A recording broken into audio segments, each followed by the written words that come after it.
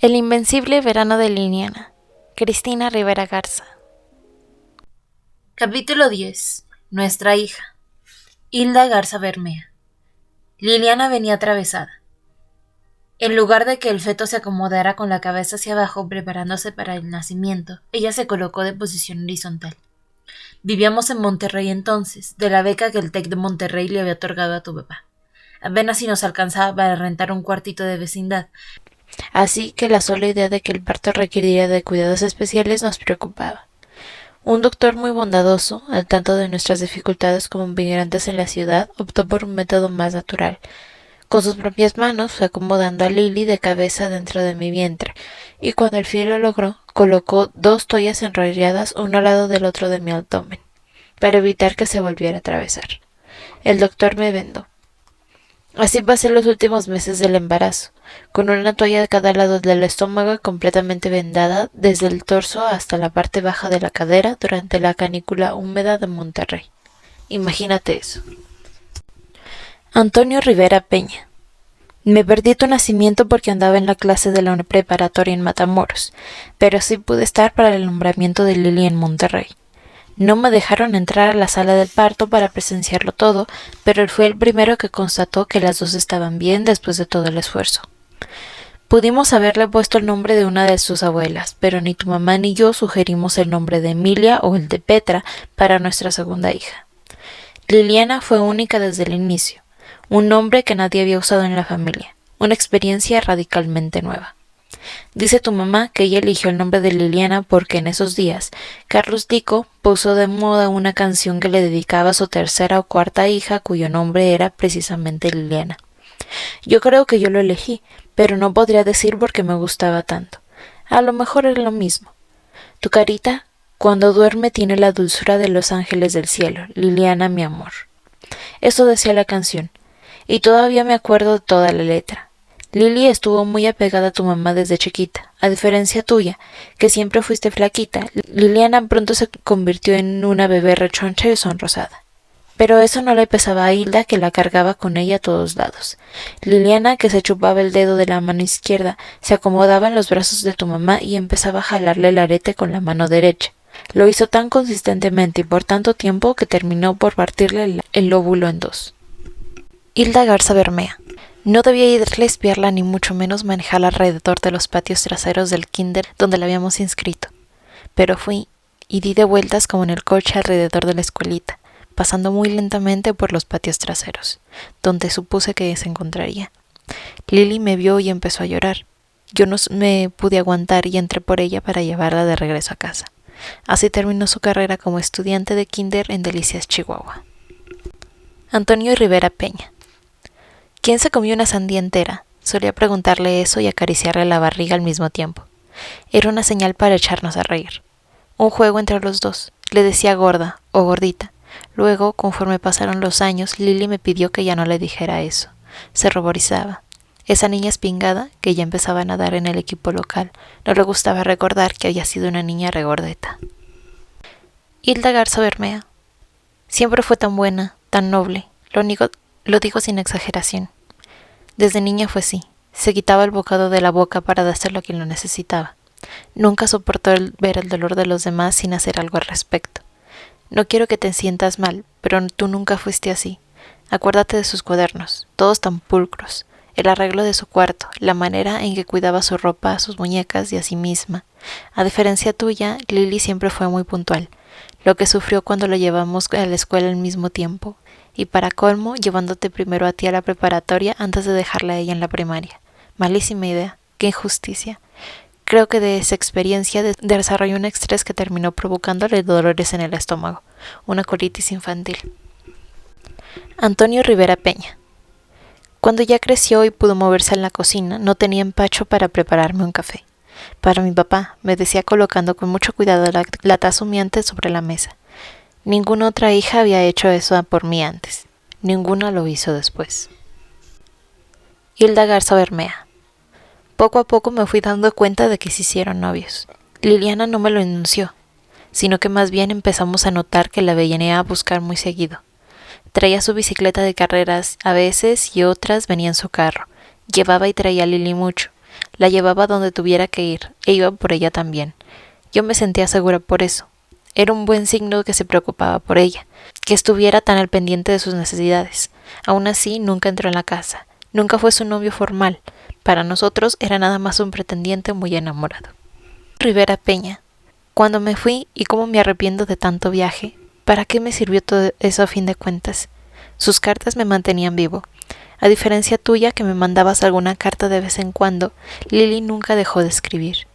No importaba si tenía exámenes o andaba de vacaciones, si estaba en alguna competencia o hacía frío. Me contaba de todo en esas páginas, sus andanzas, sus preguntas. A veces hasta se quejaba de su mamá o de alguna amiga. Pero eran en realidad cartas felices, cartas muy íntimas, cartas de querer estar cerca. Cuando me fui a hacer ese doctorado fuera de tiempo, esa cosa que siempre había perseguido y que ahora, todos estos años después, parece tan poco, es tan poco, sus cartas se convirtieron en mi mejor reloj. Hilda Garza Bermea. Pero cómo la hizo sufrir en la prepa. No recuerdo cuándo rompieron por primera vez, o si fue la primera vez, pero Lili lloró mucho. La encontré en el parque de atrás de la casa. Yo estaba haciendo algo de ejercicio cuando la vi aproximarse con sus zancadas tan grandes por la calle. Venía muy contrariada, con el rostro mirando hacia el asfalto, llorando. Fui instintivamente hacia ella y la abracé. Llorar no es la palabra que busco, gimotear tal vez. Sus sollozos no la dejaban ni enunciar palabra, y a mí me partieron el corazón. No alcanzaba a entender por qué las cosas tenían que ser así. Me pedía consejo y yo, creyendo que era una de sus romances de niña que pasaría pronto, le decía que no se obsesionara, que el mundo no se iba a acabar por eso, que no tardaría en llegar en su vida otro amor, tal vez el amor verdadero. Antonio Rivera Peña. Nunca me voy a arrepentir lo suficiente por haberme ido ese tiempo, esos meses. Hilda Garza Bermea. Una vez necesité llevar al aeropuerto a una hermana que había venido de visita mientras tu papá estaba en Suecia. Liliana le pidió el favor a Ángel y él, muy correcto, nos apoyó con eso. Esa fue la primera vez que puso pie en la casa y se le veía raro, como intimidado. Liliana estaba contenta porque ese muchacho, al que en realidad veníamos como menos, se había elevado un poco ante nuestros ojos. Tal vez por eso, cuando tu papá no estaba aquí y Lilia me pedía permiso para ir con él al cine o para salir a pasear en bicicleta, no se lo negaba. Luego nos dimos cuenta que iba por allá seguido a la universidad y la traía a la casa. Siempre le tuvimos bastante respeto a esa Ciudad de México, con esa reputación de metrópolis, brava y apresurada. Y Liliana, tan jovencita, tan confiada, me tranquilizaba saber que no venía en el autobús. Antonio Rivera Peña. Confronté a Ángel varias veces. Una de las que más me acuerdo tuvo que ver con el hecho de que venía a verla a la casa en fachas. Liliana ya estaba en la universidad y para nosotros era un lujo tenerla en casa. Tu mamá cocinaba algo especial, nos ponía de muy buen humor tenerla de regreso aunque fuera unas cuantas horas. Ese día no lo pude evitar. A través de la ventana vi que él estaba ahí sobre la banqueta, a un lado del césped del jardín, con su short de ciclista, una camisa sucia y todo desgarbado. Salí de inmediato y le dije que esa no era manera de visitar a una novia. Le dije que cuando yo era joven me ponía mis mejores trapos para ir a ver a Hilda. Una camisa limpia, los zapatos boleados, el cabello limpio. También le dije que si quería seguir visitando a Liliana en la casa, tenía que mostrar más respeto por ella, que era su novia, y por nosotros en general. El tipo se sulfuró de inmediato y yo, que también tengo la mecha corta, iba a empezar a gritarle. Liliana, que estaba entre los dos, intervino pronto para calmarnos. Yo me metí a la casa muy enfurruñado y Lili vino tras de mí. Me dijo que hablará con él y que no se volvería a repetir.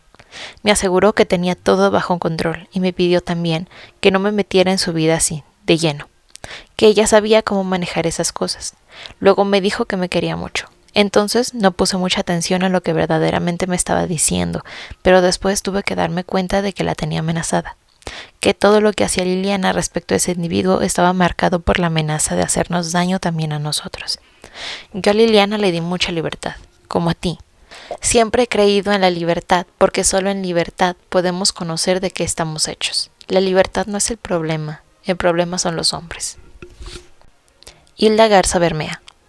¿Y dónde está papá?, me preguntaba muy seguido, tan pronto como llegaba a la casa. ¿Está bien, papá? Lo buscaba en los cuartos de la casa y si no lo encontraba me veía con preocupación. Tu papá está bien, Lili, no te preocupes. Anda comprando pan. o ahí se quedó más rato en el campo, o no tarda en llegar. Solo respiraba con alivio cuando lo veía cruzar en la puerta de la casa. Antonio Rivera Peña. No puedo decirte qué sentí cuando regresamos del viaje y nos enteramos que la habíamos perdido ya, que estaba enterrada. No puedo decírmelo ni siquiera a mí. No me preguntes eso. Hilda Garza Bermea. Un día, desesperada porque no teníamos noticia alguna de la policía, le pedí a doña Benita, la mujer que me ayudaba con el aseo de la casa, que fuera a la casa de esa familia. Sabíamos que el asesino había huido, pero yo tenía mis sospechas. Fraguamos un plan pronto. Doña Benita les diría que planchaba ajeno y que andaba buscando trabajo de manera urgente porque tenía un hijo enfermo. La estratagema era descabellada, es cierto, pero terminó funcionando. Estuve en esa casa toda una mañana, planchando y observando a su alrededor. Si usted viera eso, doña Hilda, me dijo toda contrariada al regresar. Es una casa de locos. La gente entra y sale de ahí a los gritos en completo desorden. Ni pude contar bien cuántos eran. Algunos jóvenes, otros no tanto. Muchos hombres, algunas mujeres. Todos se tratan de pura majadería. Hijo de tu puta madre, pendejo, tú cabrón. Pero ese muchacho que usted dice, ese no lo vi ahí. Hilda Garza Bermea. Lo intentamos todo.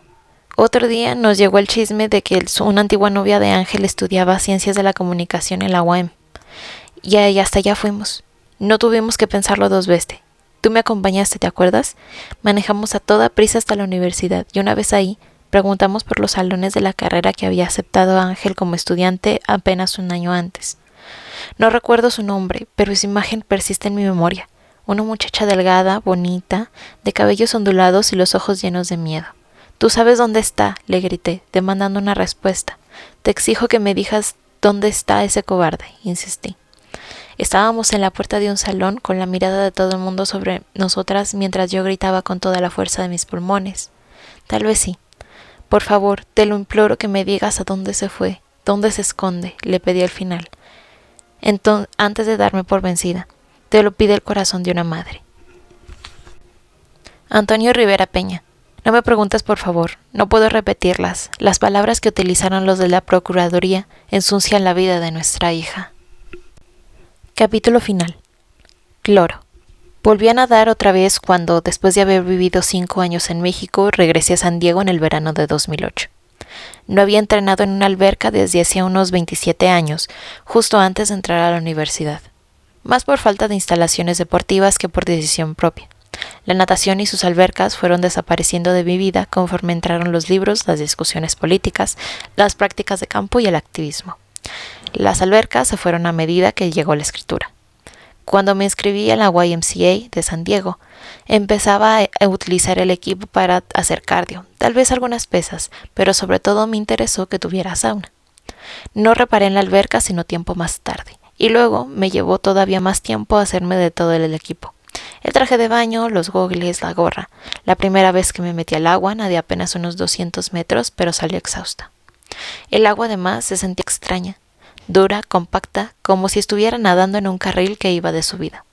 Resultaba claro que mi condición física era deplorable, pero el desgaste fue tan grande, también tan inexplicable, que mejor me concentré en los ejercicios de piso. A veces, si me daba tiempo, corrí un poco en la pista, pero mientras visité el gimnasio, le saqué la vuelta a la alberca. En otoño de 2012, pasé un semestre de sabático en la Universidad de Poitiers. Decidí sacar a mi hijo de la secundaria donde estudiaba y me lo llevé conmigo en un viaje que iniciaba en Francia y terminaba con el semestre de primavera en Oaxaca. Nos hospedamos en un departamento universitario que quedaba cerca del liceo en el que había inscrito a Matías, y bastante lejos de la oficina que me había asignado en la Facultad de Estudios de Literatura Latinoamericana. En lugar de ir hasta allá todos los días aduciendo una cosa u otra, opté por quedarme en casa a escribir durante las mañanas. Mi anfitriona de la universidad, Cecil Quintana, me llamó por teléfono una tarde de finales de septiembre. Estaba preocupada porque tenía tiempo de no verme y proponía que nos reuniéramos en la alberca donde ella practicaba natación. Me gustaba nadar. Pasó por mí al departamento y después de facilitarme un traje de baño y de adquirir los gogles y gorro en una maquinita del mismo sitio, cruzamos los vestidores y las regaderas antes de pasar por un estrecho pasadizo donde toallas de distintos colores colgaban en ganchos estilados. Había muchos nadadores a esa hora. Un equipo de principiantes entrenaba en el extremo angosto del rectángulo de la alberca y otro, de nadadores más avanzados, lo hacía a lo largo del costado derecho.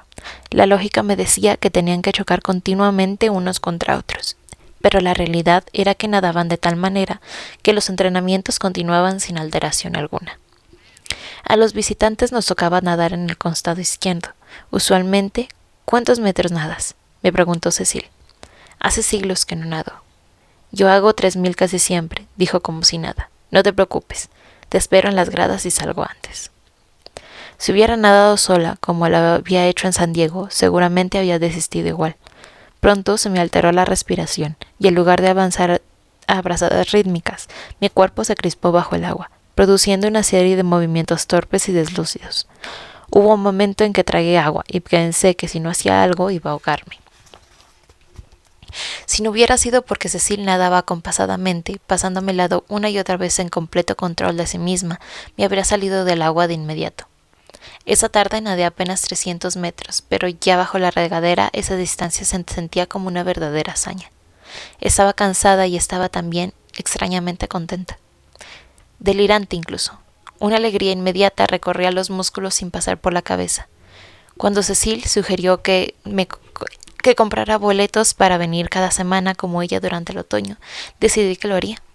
Esa noche, cuando regresé a casa, tuve que pedirle a Matías que me ayudara a sacarme la camiseta por encima de la cabeza porque no podía levantar los brazos. Nos echamos a reír mientras hacía unos desfiguros enormes para facilitarme la tarea. Tal como había prometido a Cecil, nadé cada semana desde ese entonces, a veces una vez y a veces 3. Ella pasaba por mí, platicábamos en el camino y después nos zambullíamos en la alberca para nadar en esos carriles demenciales donde nadie, de manera por demás milagrosa, chocaba contra nadie. Mi condición física mejoró rápidamente y poco a poco, mientras volvía a poner atención en mi brazada y en mi patada, me di cuenta de que nadar era algo que sabía hacer bien. Recordé lo orgullosa que había estado de mi estilo, el brazo al vuelo, el cuello virando de izquierda a derecha, la respiración rítmica y uniforme. Debió haber sido en noviembre, o en todo caso, cuando ya el clima afuera estaba frío, y el agua tibia de la alberca despedía un vaho entre espectral y tenebroso en las últimas horas del atardecer, que salí súbitamente del agua. Iba a ir hacia los vestidores, pero no alcancé a llegar. Sin decisión personal de por medio, me quedé sentada sobre las gradas de madera, con los gogles y el gorro en la mano. Estaba quieta y despavorida, chorreando agua por todos lados.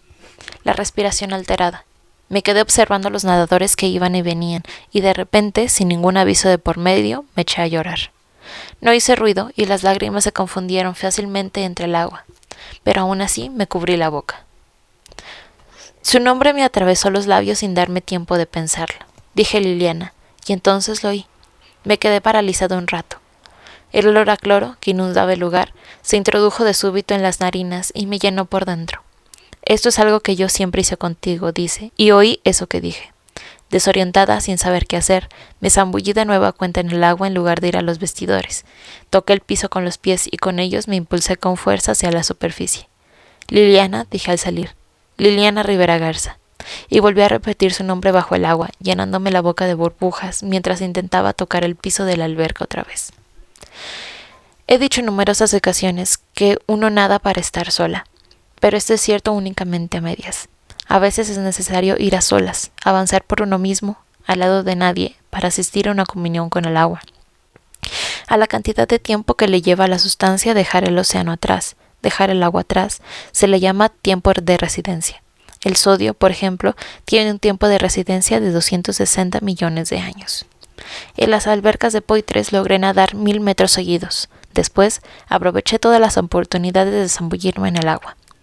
Nadé todos los días que estuvimos en Oaxaca. Caminaba una media hora para llegar a un pequeño balneario cuyo atractivo principal era una alberca de casi 25 metros de largo y 2 trampolines de un escandaloso color naranja.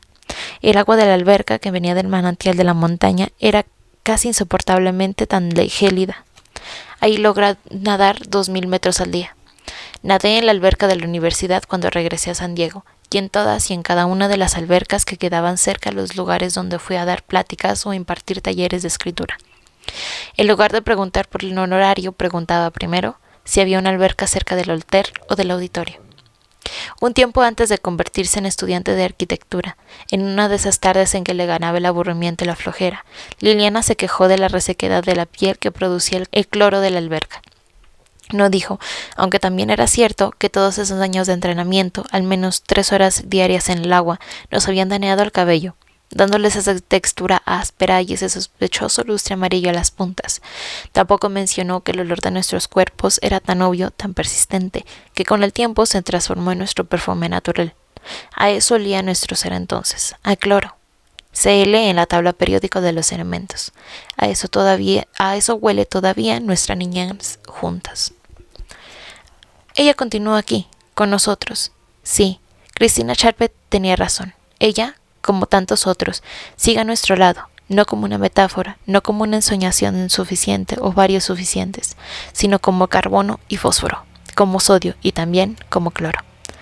Recuerdo su patada poderosa, la manera en que el traje de baño dejaba ver su barriga de niña antes de volverse una espigada adolescente, la marca de los gogles sobre la cara, la manera en que corríamos, vueltas fantasmas y en la noche cuando la alberca empezaba a despedir su vaho tibio. Las chanclas de hule, espido, arena, Nike. El grito que emitíamos bajo la regadera de agua fría a cuyo chorro violento nos sometíamos al terminar de bañarnos. Su vuelta de campana. La vez que descubrió el vello sobre mi pubis y me preguntó, ¿y si eso voy a tener yo?